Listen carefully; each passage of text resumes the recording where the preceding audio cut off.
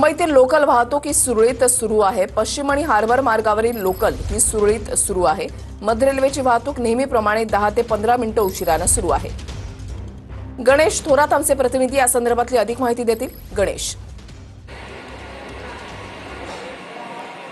ऋषाली, नक्कीच कालचा मध्य रेल्वेचा फटका ठाणेकरांना देखील बसला। कल्याण डोंबिवलीवरून सीएसटीकडे जाणाऱ्या ज्या रेल्वे गाड्या होत्या त्या दुपारपर्यंत ठप्प झाल्या होत्या। त्याचा फटका जो आहे तो ठाणेकर असेल इतर चाकरमान्यांना बसला होता। मात्र सध्या तरी पाहायला गेलं तर आपण ठाणे रेल्वे स्थानक या ठिकाणी आहोत आणि याच ठिकाणी पाहायला गेलं तर सीएसटीकडे जाणाऱ्या ज्या जलद गाड्या आहेत त्या देखील 15 ते 20 मिनिटं उशिराने धावत आहेत। तर धीमी जे गाड्या आहेत त्या सीएसटीकडे जाणं त्या 10 मिनिटांनी उशिराने धावत आहेत। त्यामुळे पाहायला गेलं तर आजही देखील जे रेल्वेचं वेळापत्रक जे आहे ते कोलमडलेलं आहे। कालचा जो पाऊस पडला होता, मस्जिद बंदरकडे ट्रॅकवरती पाणी साचलं होतं। अनेक सखोल भागात पाणी साचल्यामुळे रेल्वेवरती पूर्णतः रुळावरती पाणी आल्यामुळे कल्याण डोंबिवली आणि सीएसटीकडे जाणाऱ्या सीएसटी टू कल्याणकडे जाणाऱ्या ह्या सर्व रेल्वे गाड्या जे ते पूर्णतः दुपारपर्यंत ठप्प झाल्या होत्या। सायंकाळी कशाबशा ह्या गाड्या रुळावरती आल्या होत्या। मात्र आज देखील रेल्वे मधनं प्रवासी जे आहेत ते अनेक लाखो प्रवासी जे ते ठाण्यातनं साखरमध्ये कामावर जात असतात। मात्र आज देखील जाताना त्यांना कुठेतरी विलंबन लागू नये यासाठी रेल्वेने आता कशा प्रकारची उपाययोजना